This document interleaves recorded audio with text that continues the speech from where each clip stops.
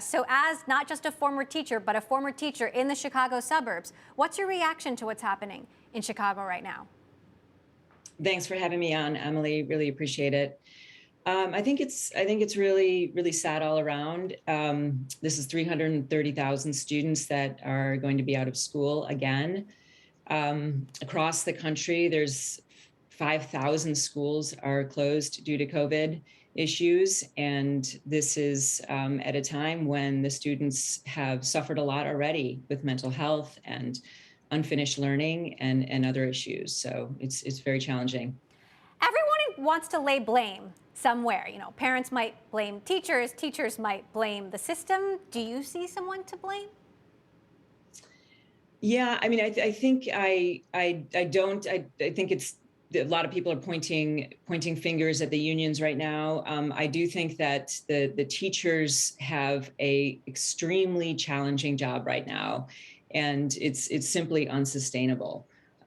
Their jobs right now. So I do feel that the teachers are under just so much pressure. 77% of them are women. They are struggling with their own childcare issues. They're having their own challenges with COVID, and I think that they are not to blame during this time. And what they need right now is our compassion and empathy, not blame. They need our support. So, what do we need to do to address first the teacher crisis and then the crisis that involves getting our kids back into in-person school? Sure. So teacher shortages existed long before COVID.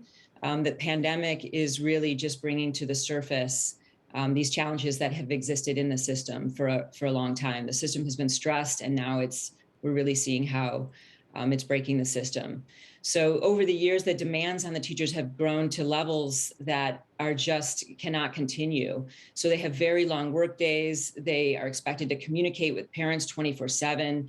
Their jobs are basically inflexible. So it's hard for them to even go to the bathroom during the day, much less a doctor's appointment or a dentist appointment. They're underpaid. The average teacher makes $57,000 a year. Substitute teachers about $13 to $15 an hour.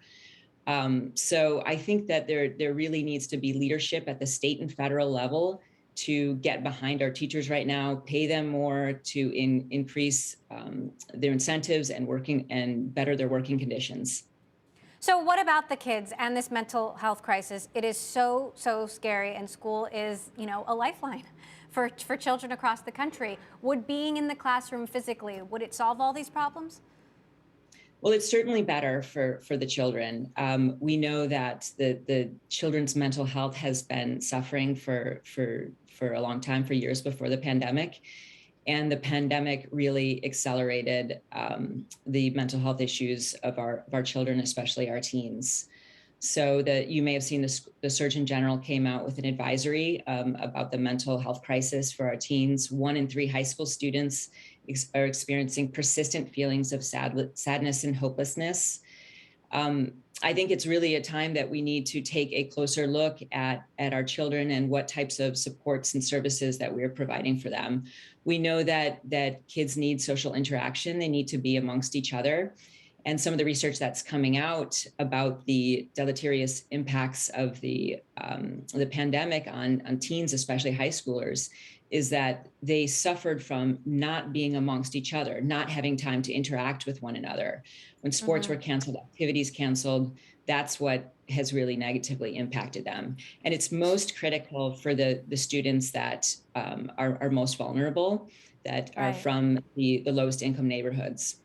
What does this mean for education technology, which Reach Capital has been investing in for a long time, since long before the pandemic, and we were all so grateful for it when the pandemic started. But the skeptics say, virtual learning now, it's just not enough. Yeah, there's no question virtual learning is not where it needs to be. And I experienced that with my 3 kids during the pandemic, and many families were frustrated by the existing solutions out there.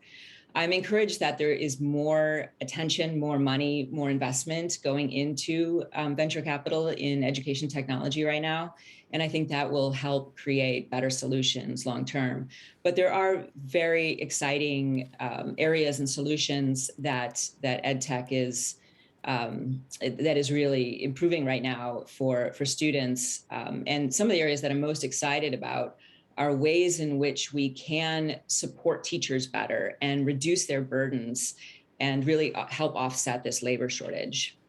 So where are you placing your bets as we look ahead quickly and knowing that the pandemic is in some way, shape, or form going to drag on?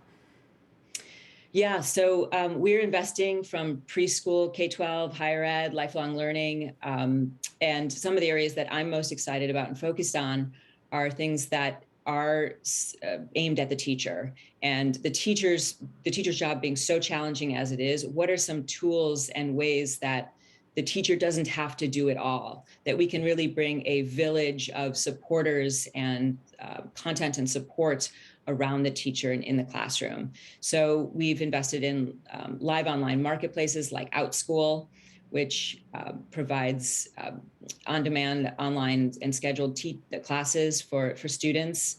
And we're also looking at issues like mental health and how can we better support schools to diagnose and to understand who are the students that need help.